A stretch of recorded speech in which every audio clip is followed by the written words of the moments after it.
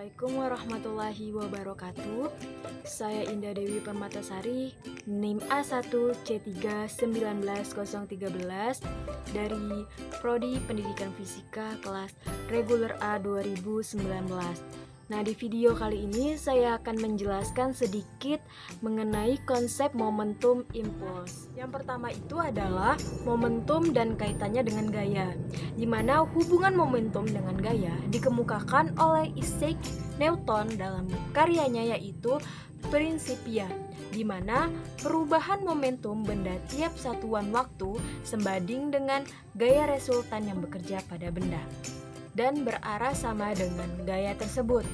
Nah, dengan kata lain, impuls gaya sama dengan perubahan momentum benda. Nah, laju perubahan momentum suatu benda sama dengan gaya total yang diterapkan padanya.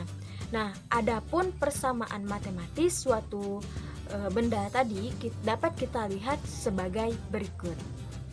Nah, kemudian konsep yang kedua itu adalah konservasi momentum, di mana konsep momentum ini memiliki peranan yang sangat penting dalam fisika.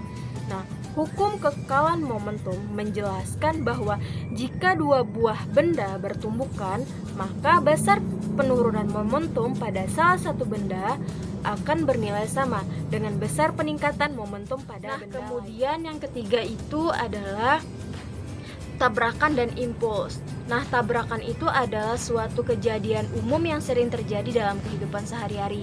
Contohnya seperti bola biliar yang bertabrakan atau palu yang memukul paku. Nah, saat terjadi tabrakan tersebut, maka terjadi interaksi antara objek yang terlibat. Nah, biasanya jauh lebih kuat daripada kekuatan eksternal apapun. Nah, saat tabrakan terjadi, apa yang diberikan masing-masing pada yang lain biasanya melompat dari nol. Nah, pada saat itu, kontak kekuatan yang sangat besar dalam waktu yang sangat singkat dan kemudian dengan cepat akan kembali lagi ke nol, seperti grafik berikut ini. Sedangkan impuls adalah hasil kali antara gaya rata-rata dan selang waktu gaya tersebut bekerja. Nah, secara matematis impuls dapat dituliskan sebagai berikut. Nah, di sini kita dapat melihat bahwa total perubahan momentum sama dengan dorongannya. Nah, konsep impuls berguna terutama ketika berhadapan dengan kekuatan yang bekerja selama waktu singkat interval, seperti saat raket memukul bola bisbol. Nah, yang konsep keempat adalah konservasi energi dan momentum dalam tabrakan. Selama sebagian besar tabrakan, kita biasanya tidak tahu bagaimana gaya tumbukan bervariasi dari waktu ke waktu. Dan analisis menggunakan hukum kedua Newton pun menjadi sulit atau mustahil. Tetapi dengan memanfaatkan hukum kekekalan untuk momentum dan energi, kita masih bisa menentukan banyak tentang gerakan setelah tabrakan. Nah, kita lihat di gambar ini bahwa tabrakan dua objek seperti bola biliar, momentum total dipertahankan. Nah, jika kedua benda tersebut sangat keras dan tidak ada panas atau energi lain yang dihasilkan dalam tumbukan itu, maka total energi kinetik kedua benda setelah tumbukan sama seperti sebelumnya. Nah, untuk momen singkat di mana dua objek berada dalam kontak, beberapa energi disimpan sejenak dalam bentuk energi potensial. Kelima, tabrakan elastis dalam satu dimensi. Nah, sekarang kita menerapkan hukum kekekalan untuk momentum dan juga energi kinetik menjadi elastis. Secara umum, kita asumsikan bahwa kedua benda itu bergerak dan kecepatannya itu adalah sepanjang sumbu X sebelum tumbukan seperti gambar ini. Nah, dari kekekalan momentum ini kita memiliki yang keenam yaitu tabrakan tidak elastis. Nah, tabrakan ini di mana energi kinetik tidak kekal disebut tumbukan inelastis. Nah, beberapa energi kinetik awal diubah menjadi jenis energi lain seperti sebagai energi termal atau energi potensial. sehingga energi kinetik total setelah tumbukan lebih kecil dari total energi kinetik sebelum tumbukan. Kebalikannya juga bisa terjadi ketika energi potensial seperti kimia atau nuklir dilepaskan. Dalam hal ini, energi kinetik total setelah interaksi bisa lebih besar daripada energi kinetik awal. Contoh dalam jenis ini yaitu adalah ledakan. Kemudian yang ketujuh adalah tabrakan dalam dua dimensi.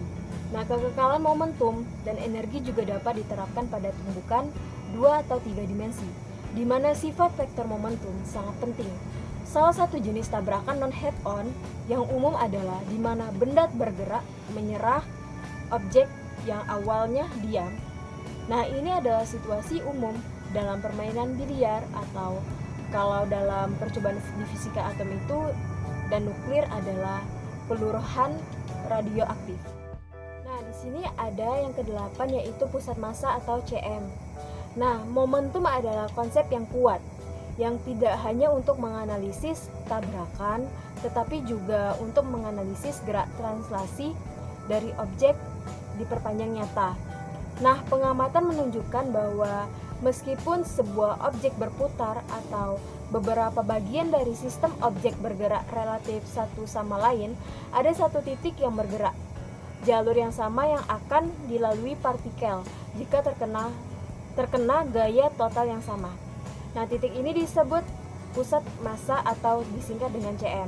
Gerakan umum objek yang diperluas atau sistem objek dapat dianggap sebagai contoh dari gerak translasi CM ditambah gerak rotasi, vibrasi, atau jenis gerak lainnya tentang CM. Nah, kemudian yang kesembilan itu ada CM untuk tubuh manusia. Nah, untuk sekelompok objek yang diperluas, yang CM-nya diketahui, kita dapat mengelompokkannya sebagai contoh yaitu tubuh manusia seperti pada tabel ini. Itu ada CM dari gerak translasional. Nah, berikut ini adalah rumusnya. Jumlah semua gaya yang bekerja pada sistem sama dengan massa total sistem kali percepatan pusat massanya. Ini Newton yang kedua untuk sistem partikel. Jadi pusat massa suatu sistem partikel dengan massa total ini bergerak seolah-olah semua massanya terkonsentrasi ditempatkan di pusat massa dan semua gaya eksternal bekerja pada titik itu.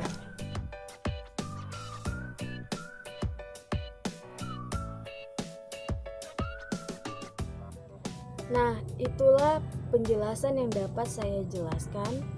Lebih kurangnya saya mohon maaf.